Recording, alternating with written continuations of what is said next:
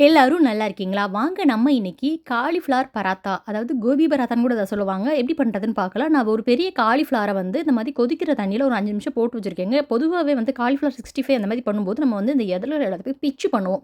ஆனா, இந்த காலிஃப்ளவர் பராத்தா பண்ணும்போது இந்த மாரி முழுசாவே நம்ம கொதிக்கிற தண்ணீல போட்டு பண்ணும்போது தான் கரெக்ட்டா இருக்கும்.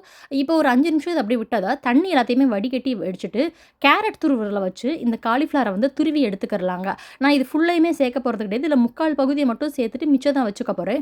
இன்கேஸ் உங்களுக்கு வந்து இந்த காலிஃப்ளவர் பராத்தா அந்த இது பண்ற அந்த இது மிச்சம் ஆயிடுச்சுனா கூட, அத வந்து நீங்க ஒரு சாதத்து கூட பெசஞ்சு கூட சாப்பிடலாம். அவ்வளோ ஒரு டேஸ்ட்டா இருக்கும். இது எல்லாத்தையுமே இந்த மாரி துருவி எடுத்து வச்சாச்சு. பாருங்க பூ போல நல்லா சூப்பரா இருக்குது. இதுக்கு நம்ம ஒரு 3 மீடியம் சைஸ் வெங்காயம் எடுத்திருக்கேங்க. அது கூட ஒரு சின்ன பல்லு பூண்டு, அ ஒரு சின்ன துண்டு இஞ்சி. இதுதாங்க நம்ம எடுத்து பண்ண போறது. இப்ப நம்ம டின்னருக்கு தான் இது பண்ணிட்டுருக்கோம். 7:35 ஆகுது நைட்டு. ஒரு அகலமான பாத்திரம் வச்சு, அதில 1 டீஸ்பூன் அளவுக்கு எண்ணெய் சேர்த்து, எண்ணெய் நல்லா காஞ்சதும், அதிலேயே நம்ம பொடியா நறுக்கி வச்ச ஒரு 2 பல்லு பூண்டு, ஃபர்ஸ்ட்டு பூண்ட சேர்த்து இந்த மாரி வதக்கும்போது நல்ல ஃப்ளேவர்ஃபுல்லா இருக்கும். ரொம்ப கம்மியா வந்து இஞ்சி சேர்த்து 2யும் நல்லா வாசனை வர அளவுக்கு வதக்கி எடுத்துட்டு, நம்ம பொடியா நறுக்கி வச்சிருக்க வெங்காயம், அதாவது மெஷரிங் கப்ல சொல்லணும் அப்படின்னா, ஒரு 1/2 கப் அளவுக்கு இருக்குங்க. சேர்த்துக்கிறலாம். பெரிய வெங்காயமா ஒரு 3 வெங்காயத்த நல்லா கழுவிட்டு பொடியா நறுக்கி வச்சிருக்கதையும் சேர்த்து, இந்த வெங்காயம், பூண்டு, இஞ்சி இதெல்லாம் நல்லா கண்ணாடி பதம் வர அளவுக்கு இத வந்து வதக்கி எடுத்துறலாங்க. பார்த்தீங்க அப்படின்னா, ஓரளவுக்கு நல்லாவே வதங்கி வந்துருச்சு. இப்ப நம்ம துருவி வச்சிருந்த காலிஃப்ளவர் எல்லாத்தையுமே இதில சேர்த்துக்கிறலாம்.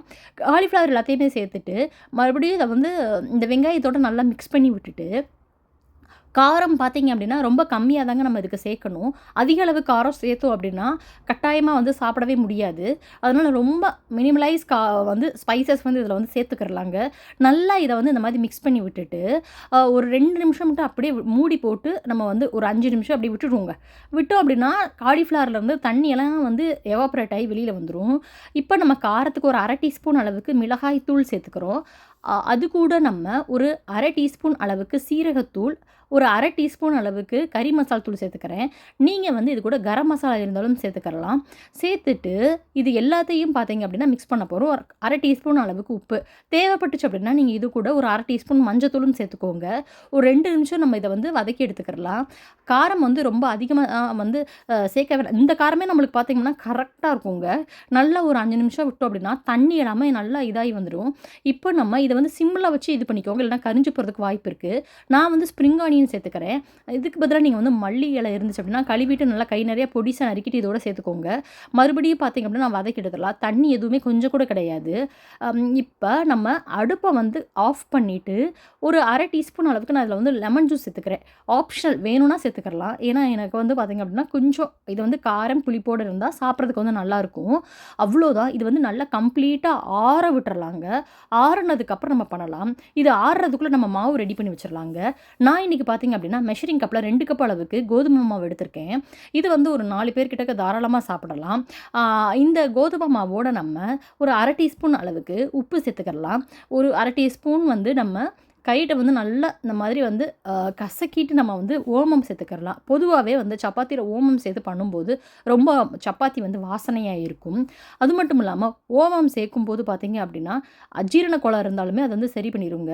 இப்ப ஓமம் சேர்த்து நல்லா 2யும் ஓமம், உப்பு 2யும் மிக்ஸ் பண்ணிட்டு, வெதுவெதுப்பான தண்ணிய வந்து கொஞ்சம் கொஞ்சமா இந்த மாதிரி சேர்த்து பிசையணும்.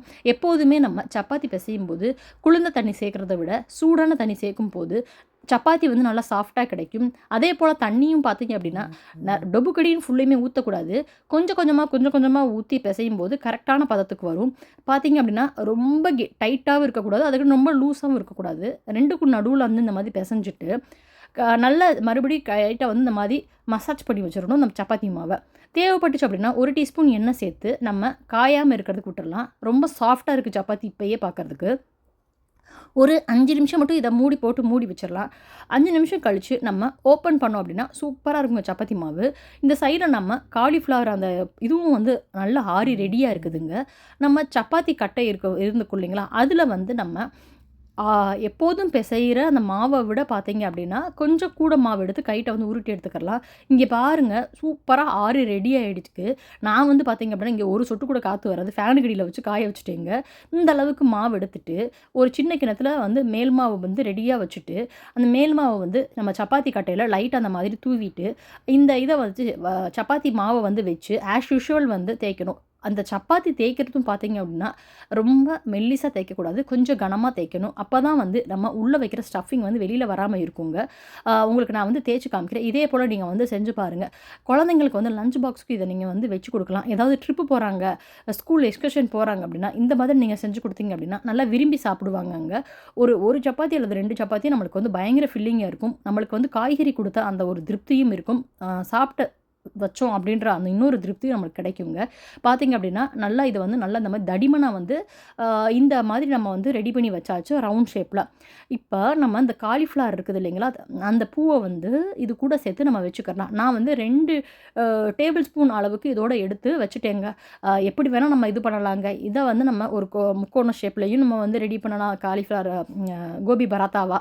இல்ல அப்படின்னா, ஆஸ் யூசுவல் ரவுண்ட் ஷேப்லயும் நம்ம பண்ணலாங்க. நான் அப்படியே வந்து பாய மடிக்கிற மாரி இத வந்து மடிச்சு க்ளோஸ் பண்ணி வச்சுட்டேன். கட்டாயமா இது வந்து வெளியில வராது. நம்ம கொஞ்சம் தண்ணியா மாவ வந்து கொஞ்சம் லூஸா பெசஞ்சுட்டோம் அப்படின்னா, கட்டாயமா அந்த இது வந்து வெளியில வந்துரும். மறுபடியும் இன்னொரு பக்கமும் நான் வந்து மடிச்சுட்டு, இந்த மாதிரி நம்ம கைட்டயும் வந்து பிரஸ் பண்ணி குடுத்துக்கிறலாங்க. அப்படி பண்ணியுமே லைட்டா நம்மளுக்கு பாருங்க வெளியில வந்திருக்கு. கைட்ட வந்து இந்த மாரி நல்லா உள்ளங்கைய வச்சு லைட்டா வந்து குழந்தைக்கு வந்து குளிச்சுட்டு வந்தோனே துண்ட வச்சு துவட்டுற மாதிரி லைட்டா மிருதுவா வந்து கைட்ட அந்த மாதிரி பிரஸ் பண்ணி விட்டணும். அப்ப கரெக்ட்டா இருக்கும். வெளியில எந்த மசாலாவும் வெளியில வராத அளவுக்கு. சைட்லயே பார்த்தீங்க அப்படின்னா, நான் வந்து கடலையும் காய வச்சுட்டேன். இதே போல நம்ம இன்னொரு மாவையும் வந்து திரட்டி எடுத்துக்கிறலாங்க. ரொம்ப ரொம்ப டேஸ்ட்டா இருக்குங்க. இதுக்கு வந்து சைட் டிஷ்ன்னு பார்த்தீங்க அப்படின்னா, வெறும் தயிர் இருந்தாவே போதுங்க. அவ்ளோ நல்லாருக்கும். மிஸ் பண்ணாம நீங்க செஞ்சு பார்த்துட்டு எப்படி இருந்துச்சுன்னு சொல்லுங்க. அதே போலயே பார்த்தீங்கன்னா, இன்னொரு சப்பாத்தியும் தேய்ச்சு, அது கூட அதே போலயே 2 டேபிள் ஸ்பூன் அளவுக்கு வச்சு நல்லா அந்த மாரி ஸ்ப்ரெட் பண்ணி விட்டுட்டு, இதையும் நம்ம இதே போல க்ளோஸ் பண்ணிட்டு, மறுபடியும் தேய்ச்சு எடுத்துக்கிறலாங்க. இப்ப வந்து பார்த்தீங்க அப்படின்னா, வேற வேற டிசைனா வந்து தேய்ச்சிருக்கேங்க. ரொம்ப டேஸ்ட்டா இருந்துச்சு. மிஸ் பண்ணாம செஞ்சு பாருங்க. இத வந்து லஞ்சுக்கும் செய்யலாம், டின்னருக்கும் செய்யலாம், பிரேக்ஃபாஸ்ட்டுக்கும் செய்யலாம். ரொம்ப ஈஸியானது கூட. மறுபடியும் மேல அது மேல் மாவு தேய்ச்சுட்டு, இந்த மாரி நல்லா இது பண்ணிட்டு, சைட்ல வந்து கல்லு வந்து நம்மளுக்கு நல்லா காஞ்சிட்ருக்கு. இப்ப நம்ம வந்து இந்த தேய்ச்ச இந்த இத வந்து நம்ம வந்து அப்படியே கல்ட்ட வந்து போட்டு எடுக்க போறோங்க. 2 பக்கம் தேய்ச்சாச்சு. எவ்வளோ வெயில். ஆனா உண்மையாலுமே வந்து ரொம்ப ரொம்ப டேஸ்ட்டா இருக்கும். செஞ்சு பாருங்க. காயிற கல்லுல வந்து போட்டுட்டு, ஆப்ஷனல் வேணும் அப்படின்னா நீங்க வந்து நல்லெண்ணெய் சேர்த்துக்கலாம். இல்ல அப்படின்னா நம்ம வந்து நெய் சேர்த்துக்கலாம், பட்டர் சேர்த்துக்கலாம். நான் வந்து குழந்தைங்களுக்கு குடுக்கும்போது பார்த்தீங்க அப்படின்னா, பட்டர் சேர்த்து குடுக்குறேன். அது நல்லா ஹெல்தியான ஒரு ஆப்ஷனாவும் இருக்கும். நல்லா ஒரு சாஃப்ட்டா மிருதுவாவும் இருக்கும். விரும்பியும் சாப்பிடுவாங்க. ஒரு 1/2 டீஸ்பூன் அளவுக்கு நான் இதில வந்து பட்டர் சேர்த்துக்கிறேங்க. சேர்த்துட்டு நல்லா இந்த 1/2 டீஸ்பூனோட பாருங்க, அந்த அளவுக்கு தான் சேர்த்துருக்கேன் ஆக்சுவலி. அதிகமாவும் நான் சேர்க்கவே இல்ல. ஒரு பக்கம் வெந்ததும் மறுபடியும் இன்னொரு பக்கம் வந்து திருப்பி போட்டுக்கிறலாம். பார்த்தாலே உங்களுக்கு தெரியும் நல்லா ஃப்ளஃபியா வருது. அவ்வளோதான். இதே போல வந்து இன்னொரு சப்பாத்தியும் நம்ம வந்து சுட்டு எடுத்துட்டு, நம்ம வந்து தட்டுக்கு வந்து மாத்திற வேண்டியது தாங்க.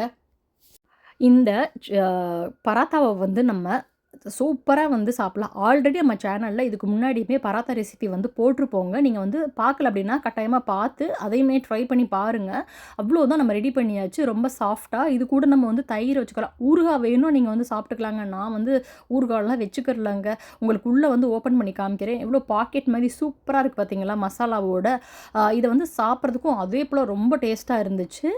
நீங்களும் இந்த காலிஃப்ளவர் பராத்தாவ கோபி பராத்தா எப்படி வேணா சொல்லலாம். இத நீங்க வந்து செஞ்சு சாப்பிட்டு பாருங்க. நல்ல கெட்டி தயிர் வச்சு சாப்பிட்றதுக்கு அவ்வளோ ஒரு அமிர்தமா இருக்குங்க. இந்த சைட்லயே உங்களுக்கு காமிக்கிறேன். அவ்வளோதாங்க.